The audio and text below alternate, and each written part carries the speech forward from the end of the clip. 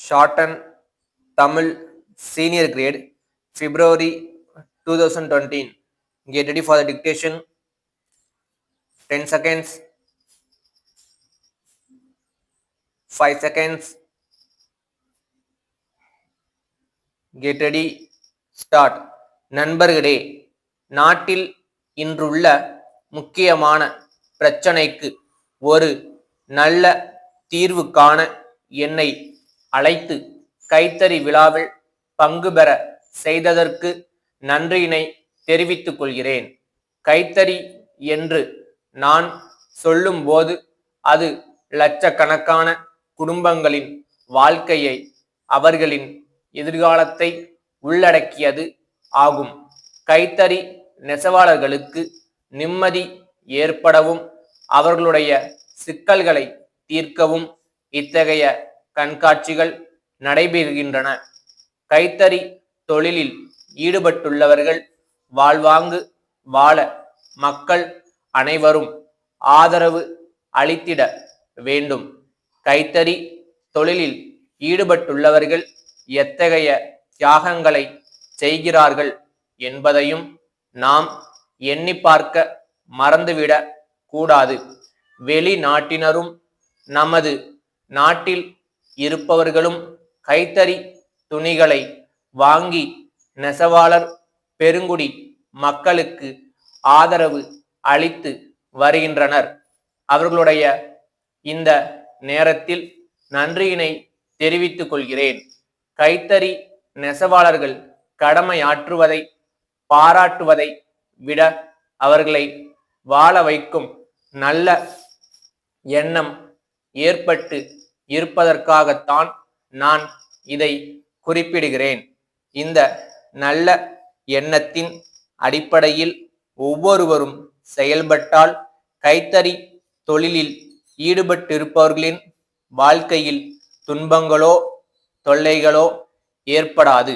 கைத்தறி நெசவாளர்கள் மச்சு வீட்டில் வாழாவிட்டாலும் குச்சு வீட்டிலாவது அவர்களை வாழ வைக்க வேண்டாமா?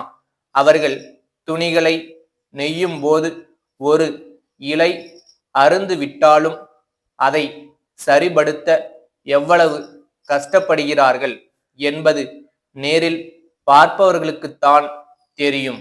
அப்படி கஷ்டப்பட்டு உருவாக்குகிற துணிகளை நாம் வாங்கி ஆதரவு அளிப்பது நம் கடமை ஆகும்.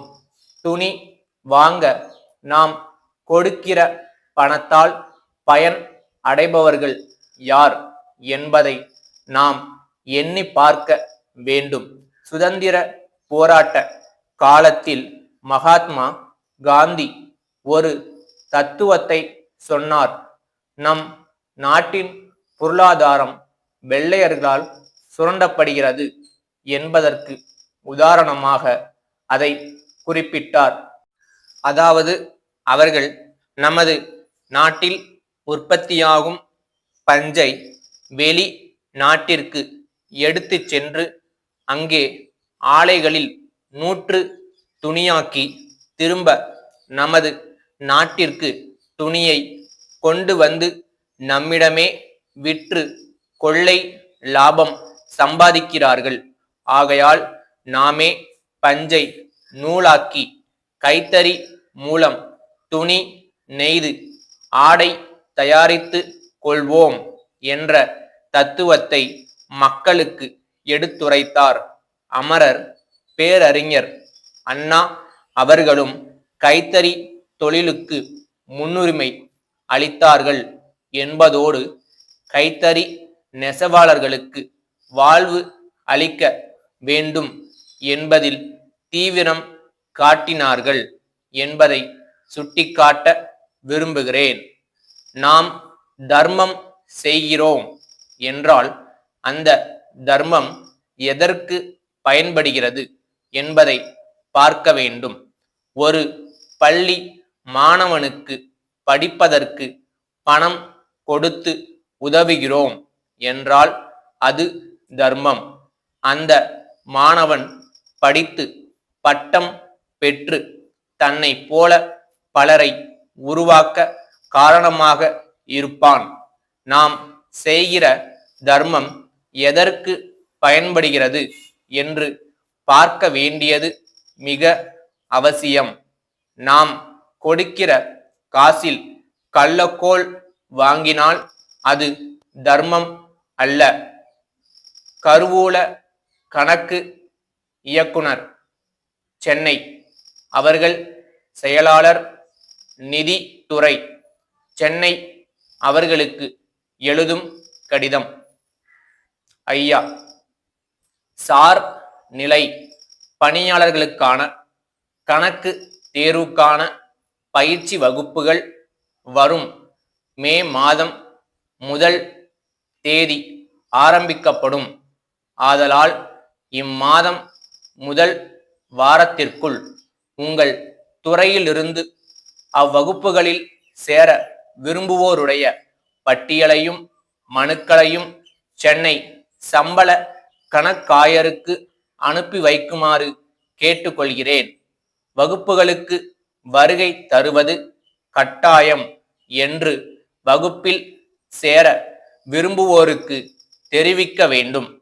வகுப்புகளுக்கு வராதவர்கள் மீது ஒழுங்கு நடவடிக்கை எடுக்கப்படும் என்றும் அவர்களுக்கு தெரிவிக்கப்பட வேண்டும். இத்துடன் கொடுக்கப்பட்டுள்ள இடங்களில் எந்த இடத்தில் நடக்கும் வகுப்பில் சேர விரும்புகிறார்கள் என்பதும் குறிப்பிடப்பட வேண்டும்.